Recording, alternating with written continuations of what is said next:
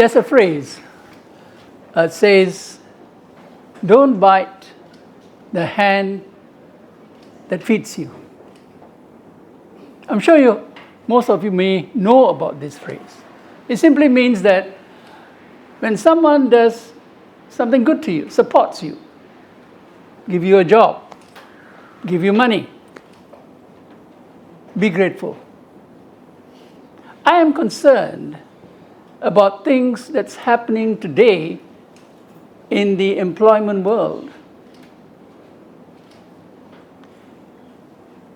The essence of gratitude is getting lesser and lesser.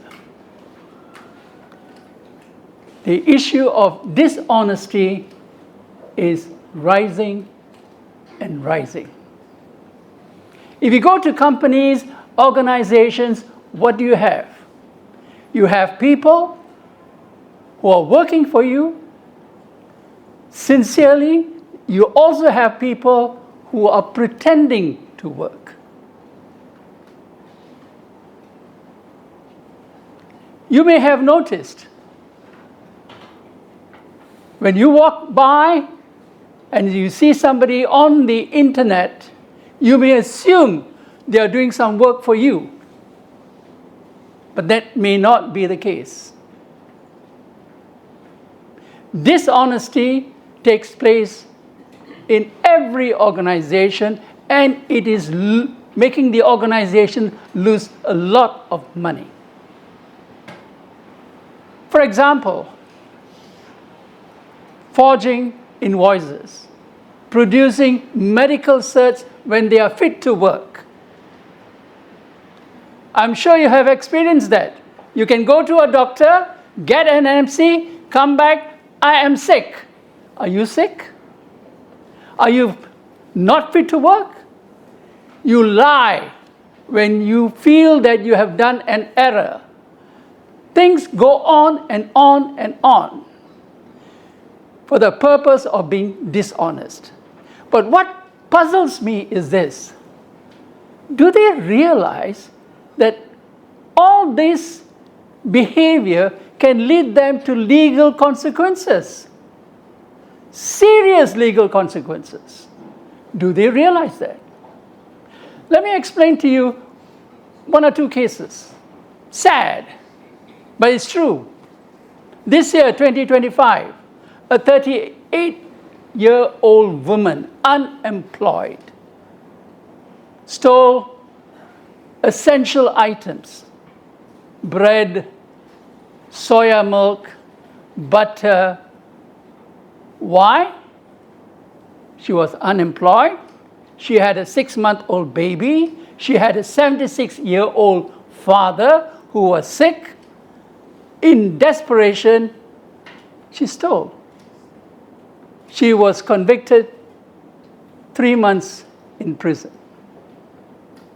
In 2019, a 25-year-old woman, what did she steal? Diapers and infant milk powder. For whom? A 15-month-old baby. She was convicted, 10 days in prison. And if you think prison time is good, you're wrong.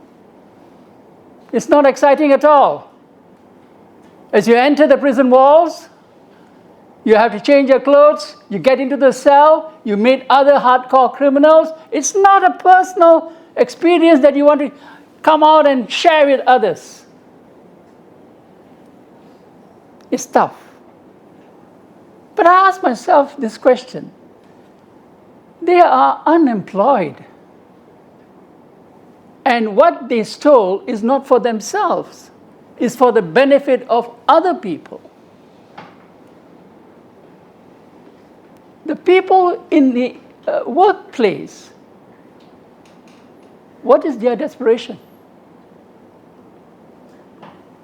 Why can't they be honest to their employer? They've given them a job. They go back home. At the end of the month, they get a salary. they provide for the family. Why they have to be dishonest? Is it a growing trend? You forget about gratitude, you forget about values. Is that what's happening today? I am concerned. I am concerned. If this pattern goes on, the country is going to lose. Imagine for a second, a person comes to be employed. What happens to him? There's a contract of employment. In the contract of employment, there would be all the clauses that would stipulate his salary, his working hours, etc., etc. Now, presuming he has to work 8 hours per day, and for 8 hours per day, he gets X amount of money. What if he only works 5 hours? The other 3 hours, he's using it for his own self-benefit. Taking long lunch breaks,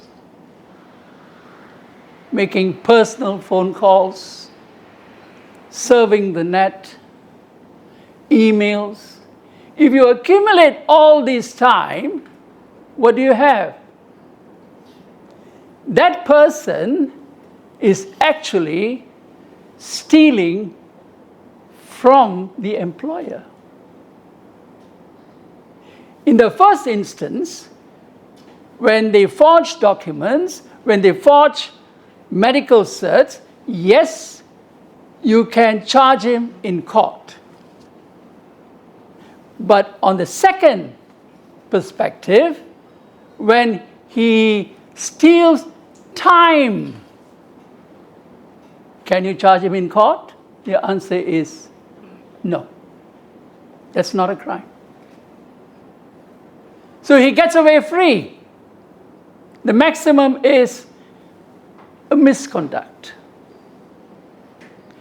Imagine 3-4 hours per day in a week, it accumulates to about 20 hours. If you have 10 employees, how much is the company losing? The company is actually paying them. And that's what we call the thief. You pay. I do not know whether any of you are also responsible, were responsible, or you may have people under your control who are responsible. But this is a fact. And this has to be addressed. And how do they address these issues? Tightening the tracking system, making sure that people come to work, they're all tracked, their movements are tracked. I asked some leaders around, how do you handle this situation?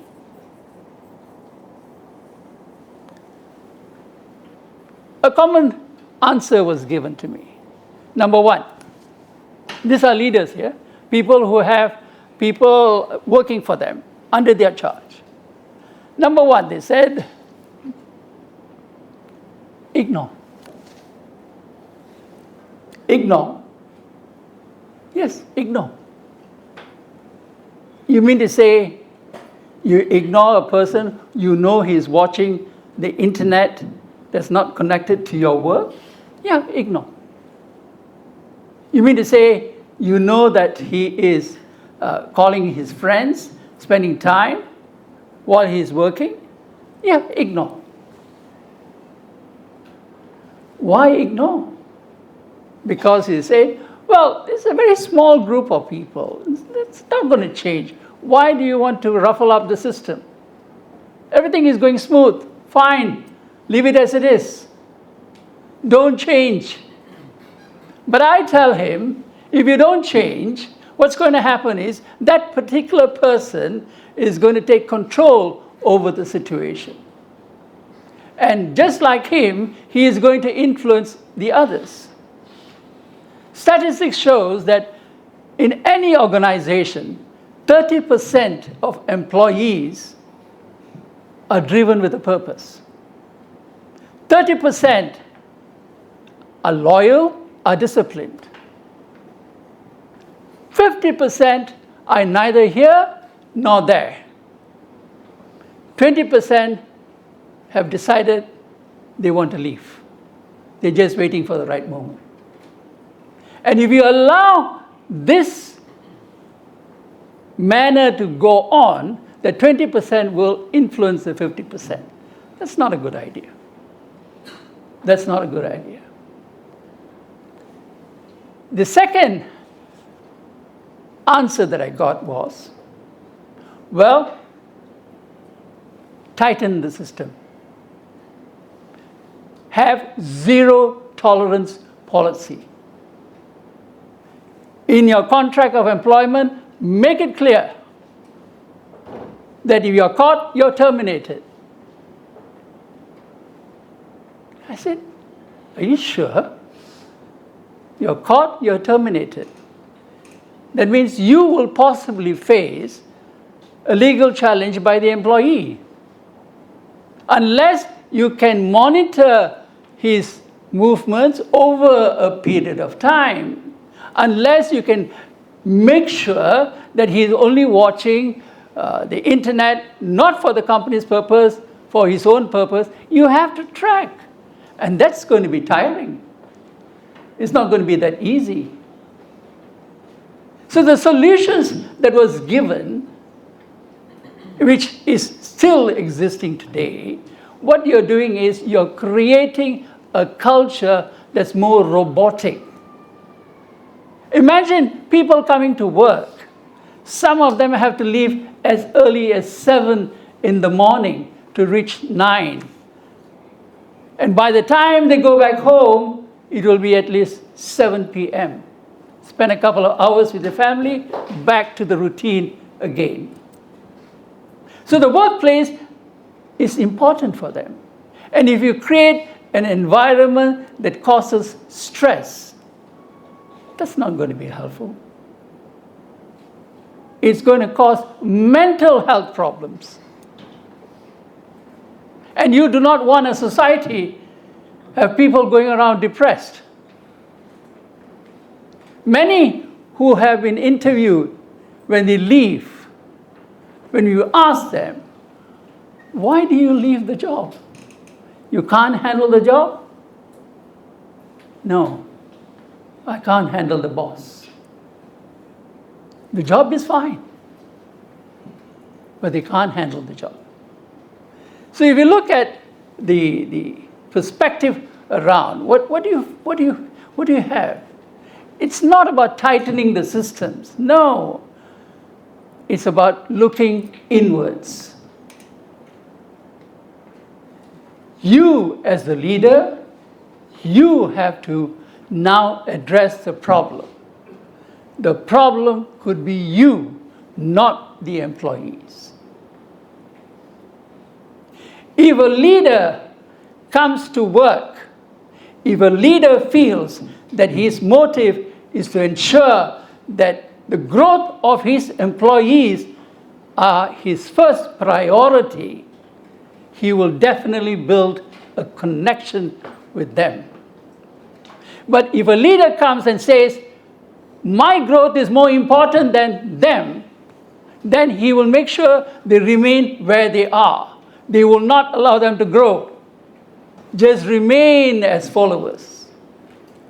So the idea is, if you give an opportunity for the employees to grow, they will then connect with you, and not only connect with you, a bond will be created. That bond, I call it trust. And it does not happen overnight. It takes time. And once you build the trust, you don't have to worry about people stealing your time. In fact, they will contribute more of their time for you. Why? Because they know the leader is behind them. The leader will be there to protect them. That is what is lacking today. Today you have the millennials, Gen X, Gen Y, and so forth. All these group of employees, they grew up, I would say, with a laptop on their belly. They know the system too well. What are they looking for? A, money. B, recognition. If all this is given to them by the leader, do you think we will have problems of people stealing from you, being dishonest with you?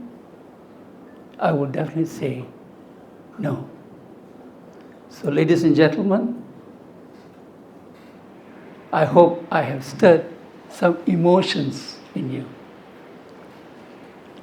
Thank you so much.